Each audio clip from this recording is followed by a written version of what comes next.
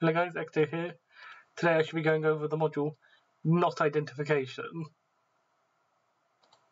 Not Identification can take the form of any of these looks, including VTuber and piece identification, which used to exist, but were removed, so they're now used here.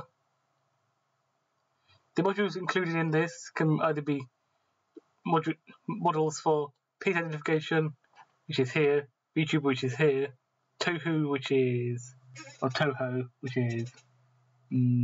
there. This is this one in the bottom left. We have FNF, front end funking. This is that top left one. We have Magic Sword, which is one we have here, which is here. We've got standard animatronic, and animatronic is of course Ultimate Custom Night. Stand, I'm going to assume, is this one, and item is this one then. But that is not relevant to how to solve it. And even though this is highlightable, you shouldn't click it, basically. So each stage is going to refer to different parts of the keyboard.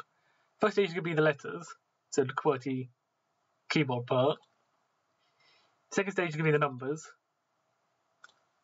at the top. The third stage is going to be the symbols, which is when you shift these ones and also these symbols here. But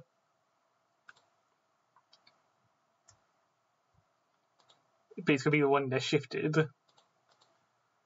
Shifted, I mean press shift, not shifted in the alphabet. And fourthly is the useless keys, which you just go down here.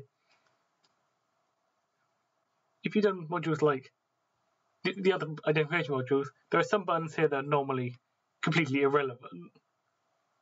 Like tab, on some of them caps lock isn't used, and it's not on this one, so it's kind of a useless button.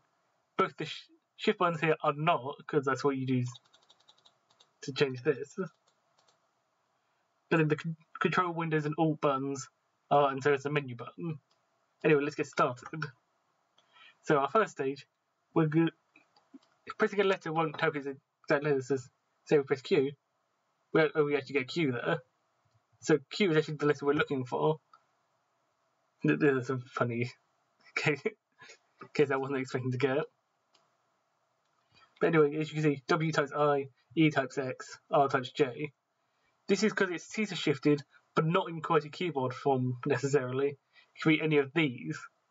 So the way to work this out, personally, how I do it, is I'm going to type out the QWERTY part and see what I get.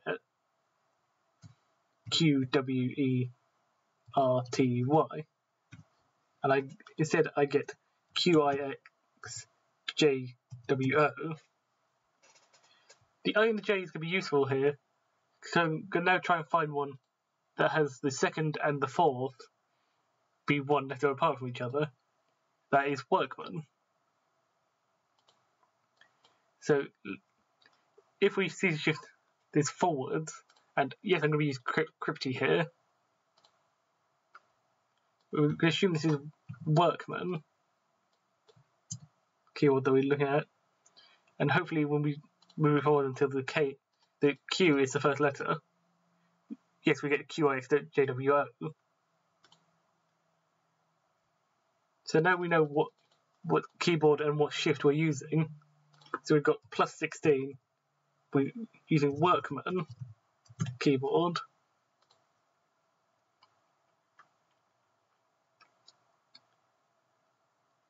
So firstly, type the letter that types a labelled letter. If there are multiple, type the first 8 in reading order. So if they're multiple, just type them in reading order. So we have the Q here. Let's see if any other ones match. So no, no, no, no, no, no, nope, nope, nope.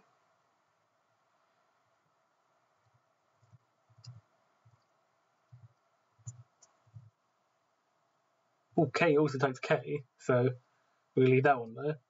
That doesn't. C types itself. So I think Q, K, and C are the only ones that type themselves. We can just check that by putting these next to each other.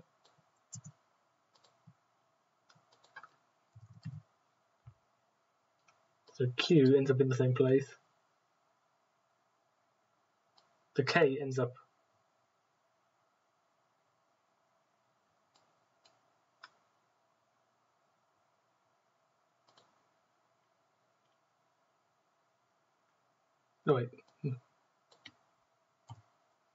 the normal QWERTY keyboard. So I'm going to assume that these are the letters that type themselves. So these are all the letters that type themselves.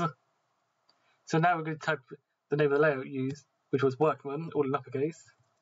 But remember, we've got the keyboard like this, so we're going to be typing in using the actual buttons. So the T is going to type that one, the O next to it.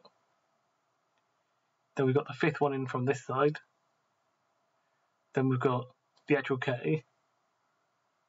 Then we have the F here, the N here, and then we've got the N, the A here and the N there.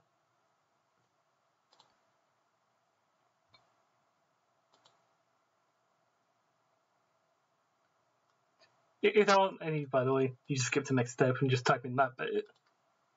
If I convert the number that you've been used for C shifting, that's plus 16. And that'll be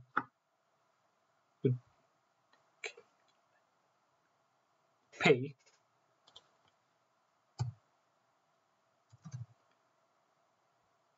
If the number of letters so far in the text box is odd, 1, 2, 3, 4, 5, 6, 7, 8, 9, 10. That's 3, 3, 3. Yeah, so there's 10. It's not odd, so we're going to be typing it uppercase, so we're going to be typing in uppercase P, which is actually down there. And if you press enter, we go past the first stage. We're now going to be dealing with the numbers.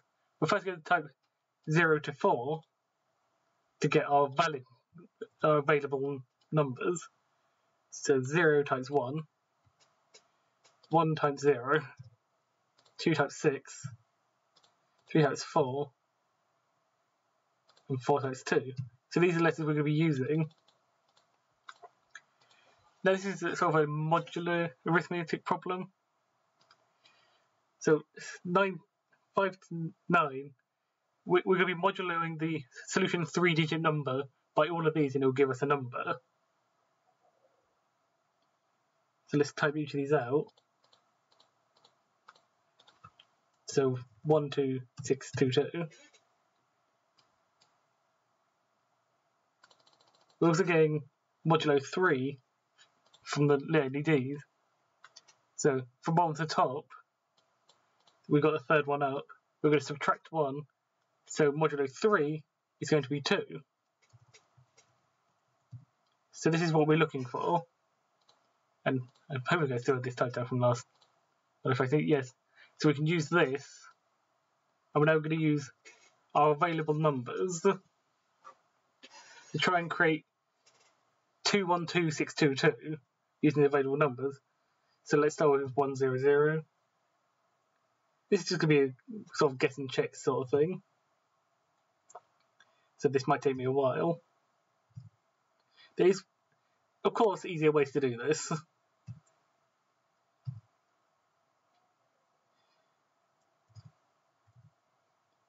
You can use,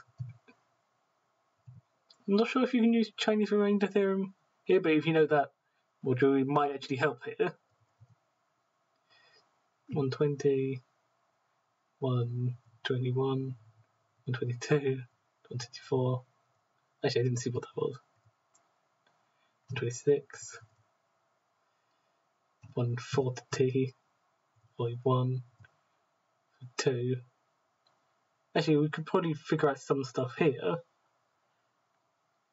So since it has to be an odd number, since the actually yeah, it has to be an odd number, I think, since this is the 6th column. They say even, so it's actually my mistake. It has to be even then. which isn't really narrowed down because we have a lot of the. Oh, there we go. 146. 146 fulfills what we needed. So we're going to type that in using the keys that gave that to us. That'll be 146. We're going to press enter. We pass the second stage. We've now got the symbols, which will be here. Some of the lights will turn different colours. Unlit is 0, green is 1, red is 2, blue is 3. So we've got 2 3s here, so we've got 6. That's going to be our key number. Now, when it's not shifted, we're going to be pressing the symbol that's on the 6 key here, which is this caret, I think you call it. And when you type it, it's going to type a different one.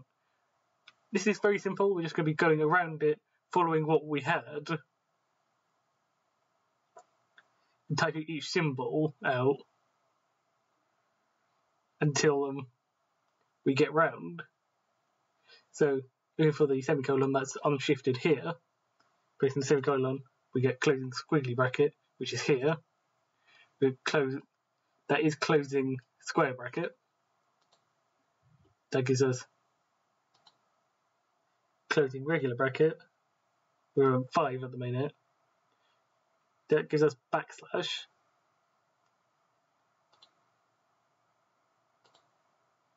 That gives us number 6 is opening squiggly bracket. Number 7 is underscore. Number 8 is apostrophe, which is here.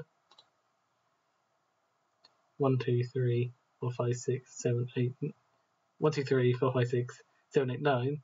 Number 9 is this is a greater than symbol. And we press that one. Now, since we have 1, 2, 3, 4, 5, 6, 7, 8, 9, 10 symbols, we press enter. We pass that stage. So now we're going on to the useless keys. So 73 is lit up white now. From bottom to top, treat the lit LEDs as a 1 and the other unlit LEDs as a 0.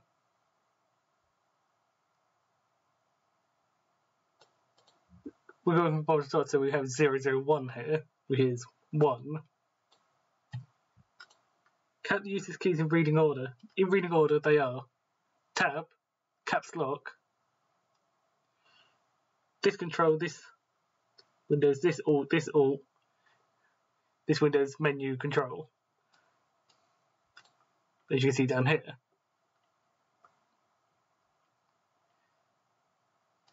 So first, we're going to count from the tab, 1 in reading order to the next useless key, which is in fact the caps lock. We're going to press that.